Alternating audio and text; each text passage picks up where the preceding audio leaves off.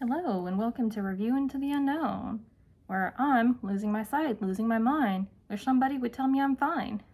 And today, I'm talking about The Silver Kiss by Annette Curtis Klause.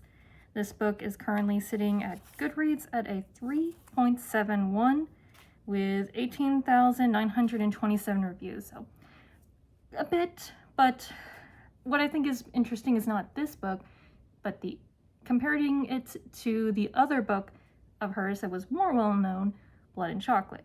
But we'll get into that in a minute. In the meantime, would I recommend this book? Yes, but only for millennials who grew up unironically listening to Evanescence and who had their own Raven dementia way, darkness dementia way, whatever that character's name. Like if you had that OC unironically, yeah, now you need to read this to look back at, quite frankly, what you would have loved back then, and yeah, now notice some of the red flags. It is a remarkably good book for how silly it kind of is, and how a lot of vampire romances are when you really get down to it, especially when they star 17-year-olds. In the meantime, content warnings for... So the thing is with vampire novels, all the times that they feed is kind of a metaphor for SA and all that. Now, no one is actually SA'd, at least not on screen. There are a couple women who are attacked on screen.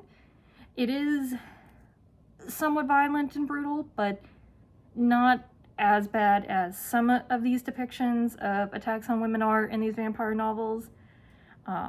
There is mention of children getting turned and not great implications with that. There is mention of parents dying and a parent's slow death due to cancer, it was surprisingly upsetting to read. There's mention of eating disorders related to grief and public urination. I know. But anyway, since it is meant for the preteen to teen audience, most of it isn't too horrible, and quite frankly, there are worse depictions of horrible guys that you're supposed to fall for than this. And quite frankly, this does have sort of a nice ending to sort of tie everything off. I cried, unironically. Then again, I did also listen to Evanescence. No less Evanescence, but Linkin Park. That was more my jam. When I could get away with it, so not at home. Anyway, now that we got that out of the way, once again, I mentioned Blood and Chocolate, which either you were a millennial girl like me and you read that up and you loved it, or you might have remembered that there was a movie adaptation, which all the girlies who read the book hated. Because quite frankly, Blood and Chocolate centers around a girl who is a werewolf. So she is the monster. Now, she's not evil, she's not monstrous, but she is the monster. And she's just wanting what any young girl wants, or teenage girl wants, love. But she is a werewolf, and she makes no apologies for that. She likes being a werewolf. She likes her werewolf family. And she does feel very close and protective of a lot of them. But she finds herself a golden retriever boyfriend, and she's like, he's got such heart. He'll truly accept me for who I am. Spoiler alert, no, he tries to shoot her with a silver bullet. And in the end, she gets with the werewolf pack leader who, quite frankly, they don't really build up their romance so much, but in the end, you feel like, yes, monster girl getting with monster guy who truly knows and accepts her for who she is and doesn't want to change her from being a werewolf. Yes. So we felt very strongly, at least I did, very strongly that, yes, she ended up with the right person. Looking back, the age gap was concerning, and the whole dynamics of, the pact and fighting, and the whole fact that her and her mother essentially were, like, two of the people in the running to marry this guy. Like, it's really weird. But the movie takes away that aspect of it, and yeah, she's instead of being set in... I'm pretty sure that book was set just in the Northwest or something, or at least in America. I mean, set it in a fictional European country, I feel like. I don't know. I didn't really watch the movie. I just caught bits and pieces. But they set it in another country, and it was an American tourist who falls in love with her. and he accepts her for who she is, and she doesn't get with the werewolf pack leader, and she runs away. I don't know. It's very much the Hollywood Americanized weirdness with those movies, and I don't think we liked it because, once again, it felt less like she was getting, like, the book felt like she was getting accepted for who she was, and it kind of broke the stereotype, like, oh, well, you gotta get with the I don't know, like, the good boy. I don't know. It just felt very, it took away what was special about the book. And the book really spoke to us, even if it was problematic.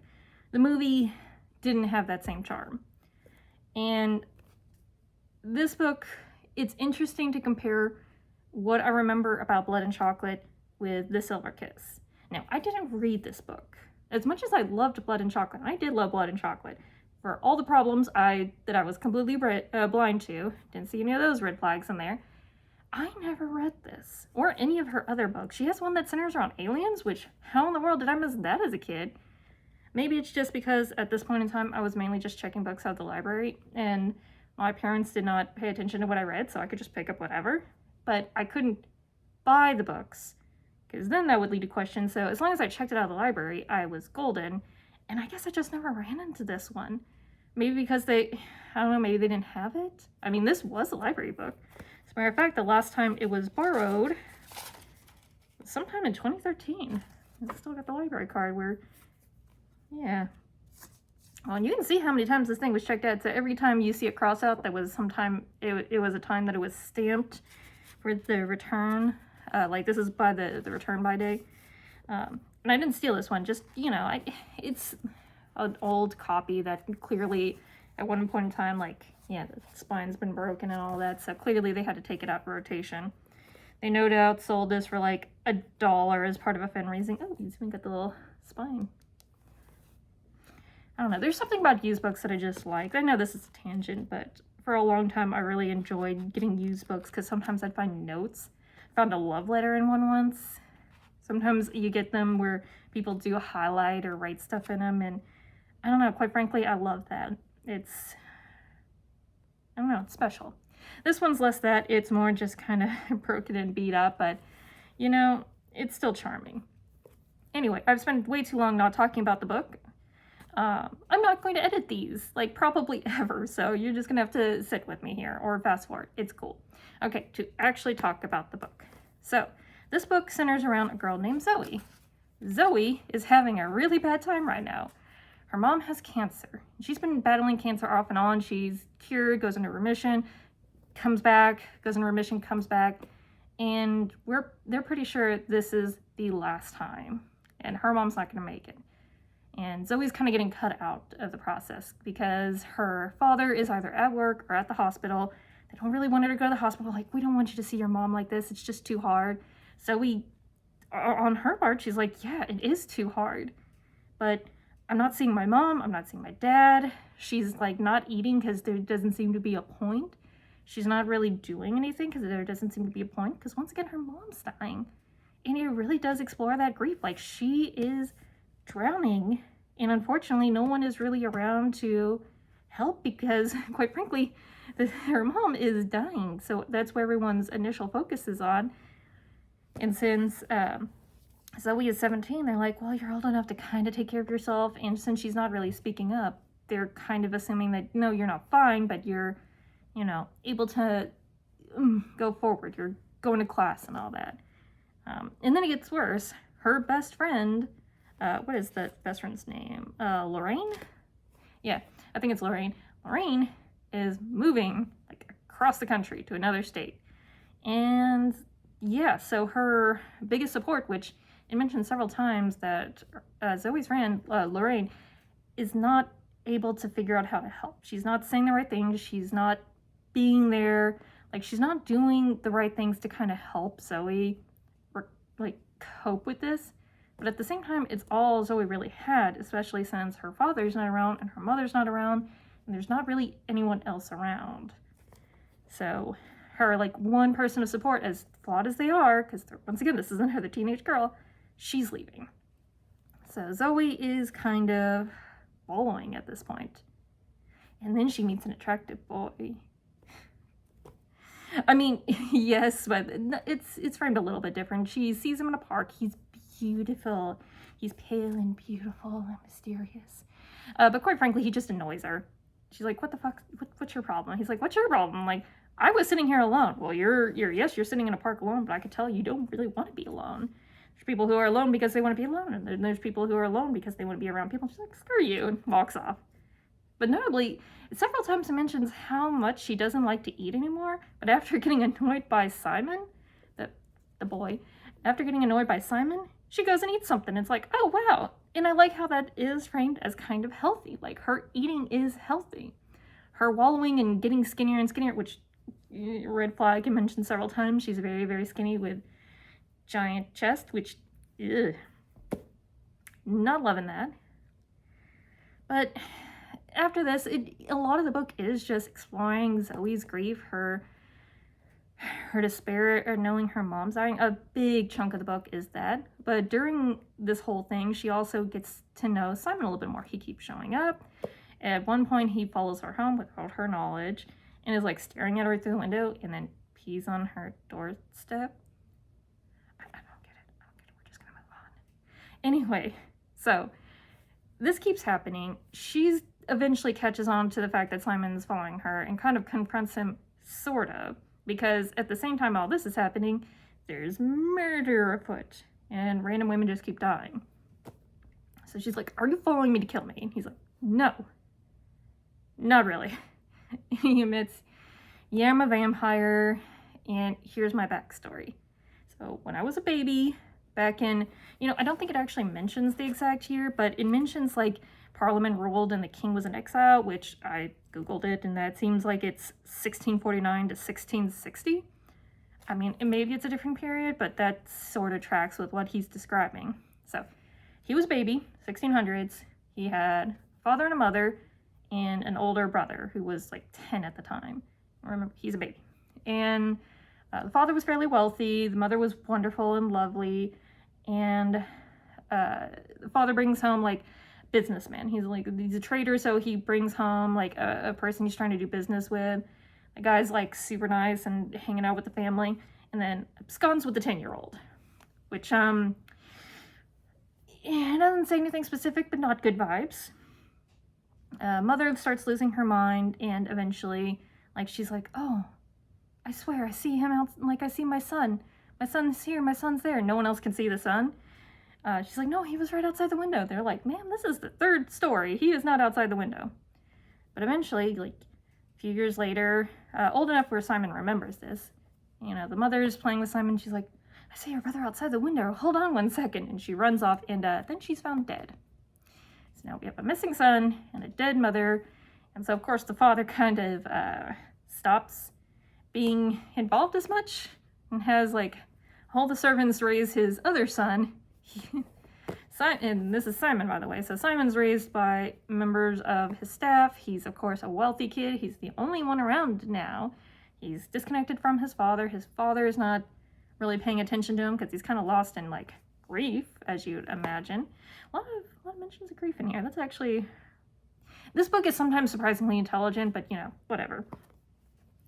But eventually, like, Simon kind of grows up. It doesn't really quite mention what ages he's at. I'm guessing around 19, 20.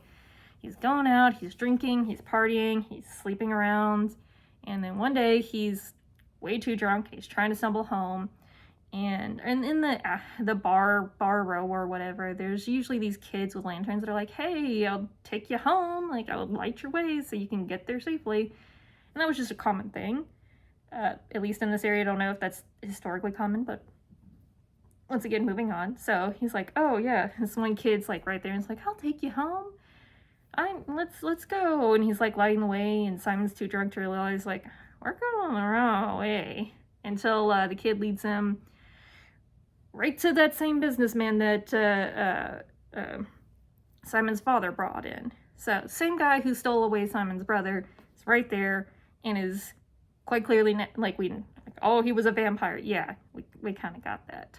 And he starts slowly draining Simon of his blood.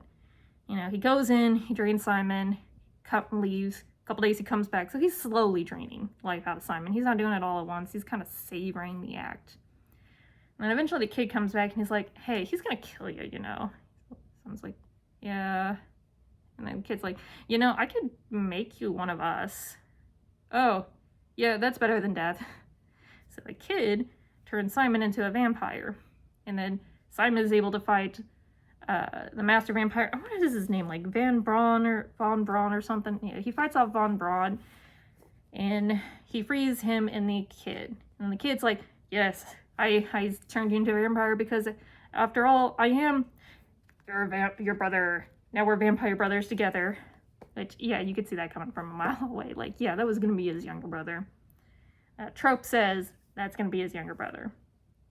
Or older brother, sorry. No, because the whole thing is that Simon grows up and the brother does not. You know, it's that weird dynamic where do not turn kids into vampires.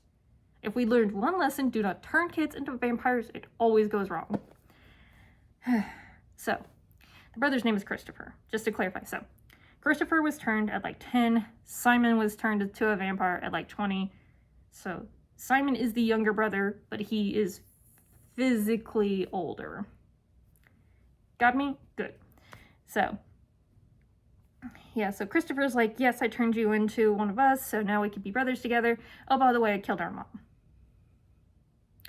Why? You had a good thing going, then you had to admit that. So now Simon has vowed revenge against Christopher. He couldn't do anything at the time because he was a weak little weakling, day-old vampire, starved from hunger. And then Simon admits, yeah, in those early days, yeah, I killed a lot of people because I didn't know how to control anything. No one was teaching me what to do, and I was hungry. Once again, so many red flags here, but you know what? We're moving on. And he's telling this all to Zoe, and Zoe's like, sir, this is a Wendy's. But no, instead she's like, no. She's like, oh, well, it sounds like we gotta kill Christopher. And he's like, you would help me? She's like, yeah. Because, yeah, plot twist, Christopher is in town, and he's the one that's been killing all the women. Because he looks like a 10-year-old. So you go to a lady, say, I can't find my mommy. And she follows him to the dark alley where he kills her. Because, once again, don't turn small children into vampires. That's rule 1. So to wrap it up quite as quick as I can, they decide to plot together to kill him. Zoe is the bait and kind of hangs around a park looking all, you know, fresh meaty. And yeah, they basically trick him into a pit of spikes and he dies. Kind of horrifically. Like, it shows him his like body withering and all that and kind of aging super fast. But in the last, and there's of course more to the story and all that, but in the last little bit,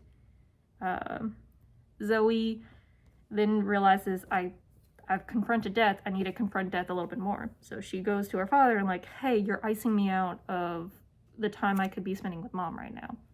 It's like, we didn't want you to have these memories of her being sick. She's like, I'm not gonna have any memories at this point. Just, I've got to be a part of this. So even though it's hard, her and her father and her mother all kind of get together. They start to talk. You know, they have interactions even though the mom's dying, and it's, you know, it doesn't get any less sad, but in a way it becomes easier because they're talking, they're together. The father isn't icing her out. It's kind of healing in a way. And then one more time of confronting death, Simon goes, you know, I'm done. I don't want to be a vampire anymore. I don't want this life anymore. I don't want to be immortal. And throughout the book, it's always like, could you turn my mom into a vampire? Yeah, but she'd still have cancer. Don't do that to her. She's like, could I be immortal? No, then I'd see everyone die. That kind of sucks. So Simon actually comes to the realization, this is horrible. I'm done. So he asks her, can you do one last thing with me? Can you sit with me when the sun comes up? The sun comes up, and at first nothing much happens. And he like starts to fade. And he slowly fades away. Instead of being horrible and painful, it's peaceful. What does he say? All I had to do was go willingly. and he fades away. And Zoe is the one that remains. I mean,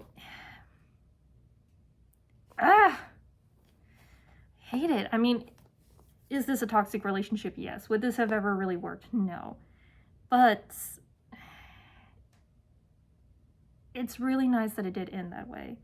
It didn't end with her trying to force her mom to become a vampire. It ends with acceptance. And that is odd and wonderful and kind of beautiful in a way. Everyone accepts that, no, this was a curse. No, you shouldn't want it. No, you shouldn't want it for the other people. And yeah, death is real and horrible and painful and sad and miserable, not just for the person dying, but for everyone around them. Death is strange. We all have to do it at some point, but it's kind of miserable.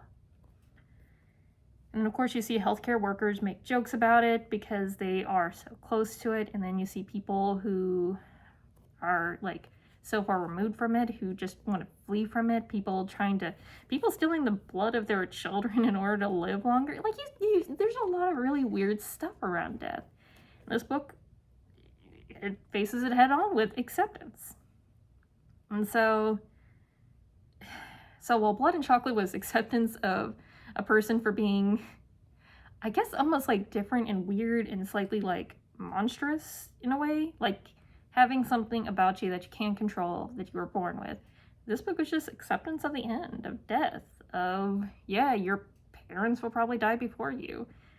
Sometimes people die really young in your life, that people move, that people do vanish in a way, either from death, from moving, from parents divorcing, and you just don't get to see them as often. There's just a lot of acceptance of the end. And for that, for a weird little vampire romance books for preteens and teens, yeah, this is doing something. And once again, since it's not super new, when was it published? I should do all this beforehand. Yeah, it's published in 1990. Not quite made for the same book talk age, because book talk's my age now, all spicy romance. Yeah, it's fun to go back and kind of catch things along the way. And this, I'm not disappointed I read this. As weird and silly and problematic as it is, I'm glad I read it and gave it a shot, and I'm glad I got a chance to talk about it now. All right, and to close things out, I know it was a bit of a gap. There was, for the last book that I reviewed and posted on here, Being of Two Minds, I tried to post that video 5 or 6 times. Every single time I ran into an error, problems.